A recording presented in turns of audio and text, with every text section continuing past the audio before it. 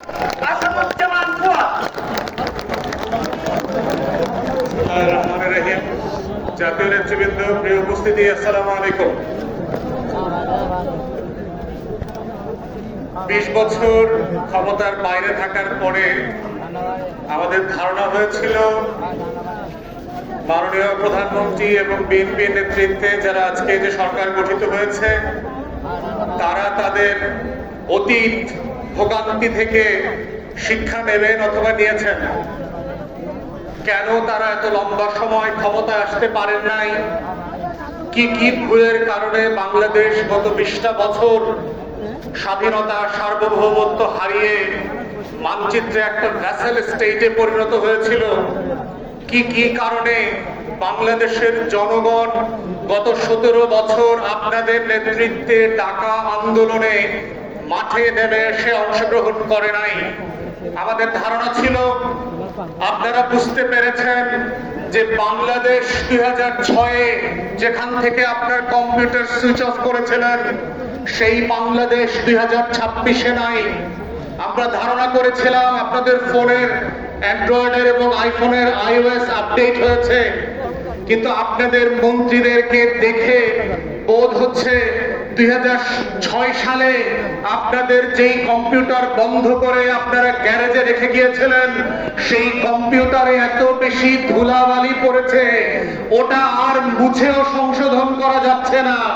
2006-এর পরে বাংলাদেশ 26-এ যে ওসমান হাদির বাংলাদেশে পরিণত হয়েছে, শহীদ ওয়াসিমের বাংলাদেশে পরিণত হয়েছে, আবু সাইদ মুগ্ধের বাংলাদেশে পরিণত হয়েছে, আপনারা সেই নারী নক্ষত্রের খবর বুঝতে পারছেন না।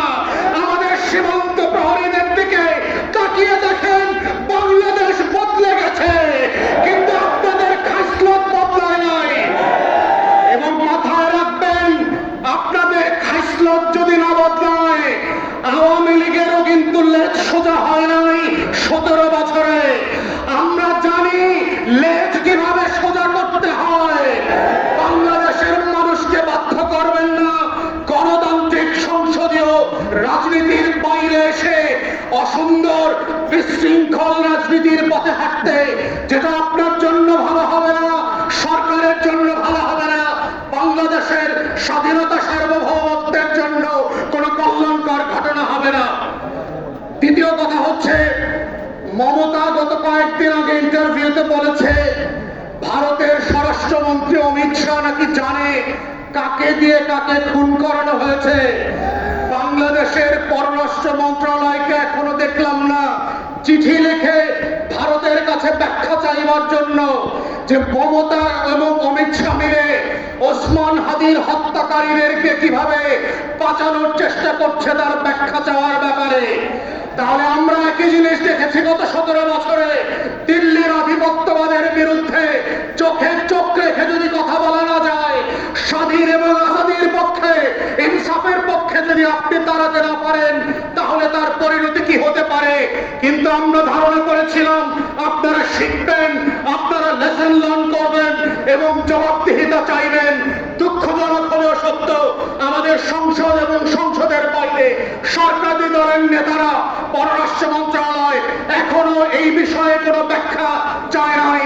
আমরা সংসদ বসছে, এখন চলমান আছে, বাজেট অধিবেশনে আমরা চাইব মাননীয় প্রধানমন্ত্রী এবং পররাষ্ট্রমন্ত্রী অথবা পররাষ্ট্রমন্ত্রীর বদলে যিনি সকল বিষয়ের মন্ত্রী সেই ডেপুটি প্রাইম মিনিস্টার যেন কথা বলেন, বাংলায় না পারলে সংবিধান খুঁজে বের করেন কোন ধারার বদলে মমতাকে এবং দিল্লিকে চিঠি লেখা যায়, তেমন একটা ধারা সংবিধান খুঁজে বের করতে পারলে আমরা বুঝবো আপনারা স্বাধীনতার পক্ষে সংবিধান পড়েন, আপনারা আজাদির পক্ষে সংবিধান পড়েন, আপনারা ইনসাফের পক্ষে সংবিধান পড়েন, আপনারা শহীদ ওসমান হাদির পক্ষে এই সংবিধান বোঝার চেষ্টা করছেন। যদি না করতে পারেন, আমরা ধরে নেব আপনারা দিল্লির গোলামির পথ বেছে নিয়েছেন। গত 17 বছরে দিল্লির গোলামি আপনারা কম করেন নাই।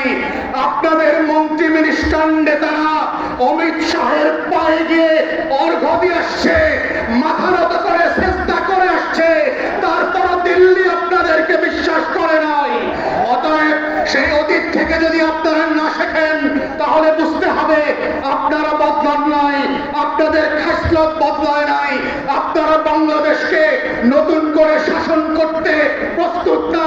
এবং যেটার প্রমাণ গত 3.5 মাসে আপনাদের প্রত্যেকটা কথায় কাজে কর্মসূচির মধ্য দিয়ে আপনারা প্রমাণ করছেন। আমরা দেখেছি মাননীয় প্রধানমন্ত্রী খুবই ভালো কথা বলেন না, খুবই চুপচাপ থাকেন, কিন্তু যে কথা বলছেন সেই কথাগুলোর সাথে আমরা কাজের মিল খুঁজে পেতে চাই। পুলিশের সামনে বক্তব্য দিচ্ছেন, রাজনৈতিক কারণে পুলিশকে ব্যবহার করবার কারণে আইন শৃঙ্খলা বাহিনী ভেঙে পড়েছে। সেই অনুষ্ঠানে পুলিশের ডিআইজি বক্তব্য দিচ্ছে কিভাবে ক্লাস 7 থেকে সে জাতীয়তাবাদী জিয়ার রাজনীতি করে বিশ্বাস করে। আপনি তাকে মন্দ কিছু বলেন নাই। ঢাকা বিশ্ববিদ্যালয়ে শিক্ষকদের সামনে বলছেন রাজনীতি করবার কারণে, রাজনৈতিক অ্যাপয়েন্টমেন্টের কারণে, শিক্ষক নিয়োগের কারণে আমার শিক্ষা ব্যবস্থা ভেঙে পড়েছে। সেই বিশ্ববিদ্যালয়ে আমরা বলেছি, দেখেছি কিভাবে আপনার ধান কাটা ভিসি চারপাশে বসেছিল আপনার অ্যাপয়েন্টেড। অতএব এই কথা কাজের অমিলের থেকে আমরা কথা কাজের মিলের রাজনীতি দেখতে চাই। এবং এই মিলের রাজনীতি হচ্ছে 2024-এর গণ অভ্যুত্থানের রাজনীতি। এটাই হচ্ছে জুলাই সনদের সংস্কার বিচারের রাজনীতি। এটাই হচ্ছে নাইম হাসান জাতীয় ক্রিকেটাররা যেন চট্টগ্রামে গুমের শিকার না হয় সেই রাজনীতি। এবং আমরা চাই সেই রাজনীতি বাংলাদেশে সফল হোক এবং সবাইকে সেই রাজনীতির পক্ষে থাকবার আহ্বান জানিয়ে আমার বক্তব্য এখানে শেষ করছি।